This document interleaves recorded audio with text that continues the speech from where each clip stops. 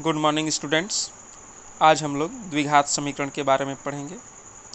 द्विघात समीकरण, quadratic equation. इस चैप्टर को पढ़ने से पहले हम कुछ बातों को जानेंगे। पहला है बहुपद। बहुपद किसे कहते हैं? पॉलिनोमियल्स।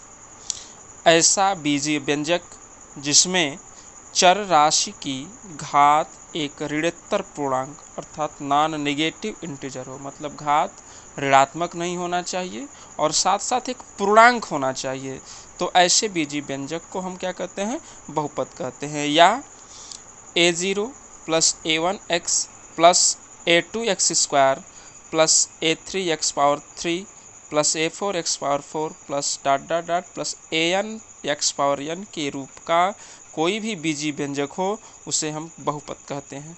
जैसे x plus 5, ax² plus bx plus c, 2x² minus 3x plus 5, 7x³ plus 2x² minus 5x plus 6। यहाँ पर हम देख रहे हैं कि जितने भी बीजीय व्यंजक हैं इसमें चर राशि x है, इसकी घात कुछ नहीं है तो 1 है जो कि ऋणात्मक नहीं है और साथ में एक पूर्णांक है। यहाँ पर ax² plus bx plus c, इसमें चर राशि x है, यहाँ पर घात 2 है जो कि ऋणात्मक नहीं है और साथ साथ पूर्णांक है। यहाँ पर x है, घात इसका 1 है और ऋणात्मक नहीं है, साथ साथ पूर्णांक है। यहाँ पर देख रहे हैं 2x² माइनस 3x प्लस 5 में चर राशि x की अधिकतम घात जो है वह 2 है, ऋणात्मक नहीं है, पूर्णांक है। 3x, इस x में भी घात जो है 1 है और यह ऋणात्मक नहीं है। तो ऐसे बीजीय व्यंजकों को हम क्या कहते हैं? बहुपद कहते हैं। द्विघात बहुपद क्या होता है? Quadratic polynomials. ऐसा बहुपद जिसमें चर की अधिकतम घात 2 हो द्विघात बहुपद कहलाता है। जैसे x² minus x plus 6, x² plus 6x plus 9, x² minus 4 etcetera.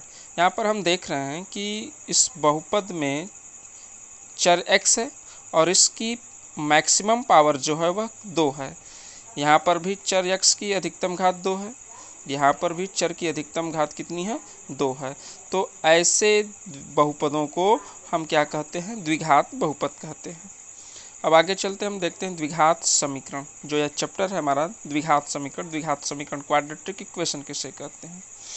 यदि px एक द्विघात बहुपद हो तो px बराबर 0 को हम द्विघात समीकरण कहते हैं। या हम कह सकते हैं कि चर x के पदों में ax² plus bx plus c बराबर 0 के रूप का जो समीकरण होता है ऐसे समीकरण को हम द्विघात समीकरण कहते हैं, जहाँ पर a, b और c वास्तविक संख्या हैं तथा a is not equal to 0। यहाँ पर a 0 नहीं होना चाहिए। अगर ये 0 हो जाएगा तो 0 का मल्टीप्लाई जब हम x² में करेंगे तो यह 0 हो जाएगा। तो अब बचेगा केवल bx प्लस c जो कि लीनियर इक्वेशन अर्थात रैखिक समीकरण हो जाएगा। तो ax² plus bx plus c बराबर 0 के रूप का जो समीकरण होता है ऐसे समीकरण को हम द्विघात समीकरण कहते हैं। यहाँ पर ध्यान देने योग्य बात है कि ax² plus bx plus c बराबर 0 को हम द्विघात समीकरण का मानक रूप भी कहते हैं।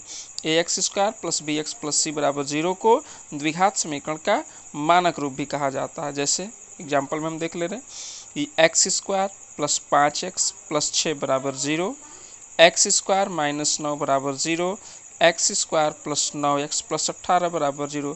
यहाँ पर देख रहे हैं कि x² प्लस 5x प्लस 6 एक द्विघात बहुपद है, x² माइनस 9 भी एक द्विघात बहुपद है, x² प्लस 9x प्लस 18 यह भी एक द्विघात बहुपद है। तो px एक द्विघात बहुपद हो तो px बराबर 0 को, px एक द्विघात बहुपद हो तो px बराबर 0 को हम क्या कहते हैं? द्विघात समीकरण कहते हैं। अब आते हैं हम लोग द्विघात समीकरण के प्रकार पर। द्विघात समीकरण मुख्य रूप से 2 प्रकार के होते हैं। एक होता है शुद्ध द्विघात समीकरण और दूसरा होता है मिश्रित द्विघात समीकरण। शुद्ध द्विघात समीकरण क्या होता है? ऐसा द्विघात समीकरण जिसमें चर के 2 घात वाला पद तो हो। ऐसा द्विघात समीकरण जिसमें चर राशि के 2 घात वाला पद तो हो परंतु उसमें 1 घात वाला पद न हो।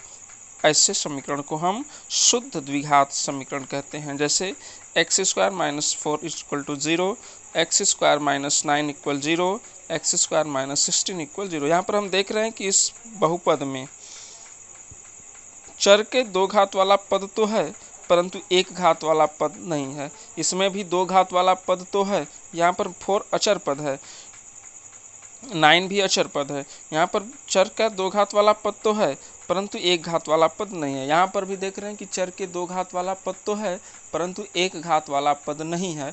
तो ऐसे समीकरण को हम शुद्ध द्विघात समीकरण कहते हैं। अब हम आगे चलते हैं मिश्रित द्विघात समीकरण पर।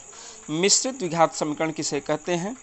ऐसा द्विघात समीकरण जिसमें चर राशि के दो घात और एक घात वाले दोनों पद उपस्थित हों, मतलब उसमें चर राशि के दो घात वाला पद भी हो और साथ साथ एक घात वाला पद भी उपस्थित हो, तो ऐसे द्विघात समीकरण को हम मिश्रित द्विघात समीकरण कहते हैं। जैसे x square minus x plus 5 is equal to 0, x square plus 11x plus 18 is equal to 0, x square minus 5x plus 6 equal 0। यहाँ पर हम देख रहे हैं कि चर के दो घात वाला पद है, चर का एक घात वाला भी पद है। यहाँ पर भी देख रहे हैं कि इस समीकरण में चर के दो घात वाला पद और चर के एक घात वाला पद भी उपस्थित है। इस समीकरण में भी हम देख रहे हैं कि चर के दो घात और एक घात वाले दोनों पद उपस्थित हैं। तो ऐसे समीकरण को हम क्या कहते हैं? मिश्रित द्विघात समीकरण कहते हैं। अब आगे चलते हैं हम लोग द्विघात समीकरण के हल या मूल, रूट्स ऑफ क्वाड्रेटिक इक्वेशन, मतलब द्विघात समीकरण के मूल क्या होते हैं या हल क्या होता है। तो किसी भी समीकरण का हल या मूल चर राशि का ऐसा मान होता है जिसे समीकरण में चर के स्थान पर प्रतिस्थापित कर देने से वह जो समीकरण है वह संतुष्ट हो जाए। समीकरण संतुष्ट होने का मतलब है कि उसका बायां पक्ष लेफ्ट हैंड साइड व दायां पक्ष राइट हैंड साइड दोनों बराबर हो जाएं। तो ऐसे चर के मान को उस हम द्विघात समीकरण का क्या कहते हैं? हल या मूल कहते हैं। एक बात ध्यान रखेंगे कि किसी भी द्विघात समीकरण के अधिक से अधिक दो मूल हो सकते हैं। जैसे कि एग्जाम्पल हम लोग ले रहे हैं कि जांच कीजिए कि क्या x बराबर 3 समीकरण x square minus 5x plus 6 बराबर 0 का एक हल या मूल है। सबसे पहले हम देखेंगे द्विघात समीकरण जो दिया है, द्विघात समीकरण है x square minus 5x plus 6 बराबर 0। हम क्या करेंगे कि समीकरण में यक्स चर का मान दिया हुआ है, यक्स बराबर 3 रखेंगे। तो LHS क्या होगा इसका? LHS है एक्स स्क्वायर, तो यक्स के स्थान पर हमने 3 रख दिया, पावर 2 लगा दिया, माइनस 5, यक्स का मान हमने 3 रख दिया, प्लस 6। 3 का स्क्वायर करेंगे तो हो जाएगा 9, माइनस 5 तिहाई 15 प्लस 6, 9 और 6 को ऐड कर देंगे तो हो जाएगा 15, माइनस 15, 15 में से 15 घट जाएगा, 0 हो जाएगा। तो ये LHS कितना हो गया? 0 हो गया। और यहाँ पर RHS भी कितना है? 0 है। तो हम देख रहे हैं कि LHS और RHS मतलब x बराबर 3 के लिए समीकरण का LHS और RHS दोनों आपस में बराबर हैं, इसलिए x बराबर 3 समीकरण x square minus 5x plus 6 बराबर 0 का एक मूल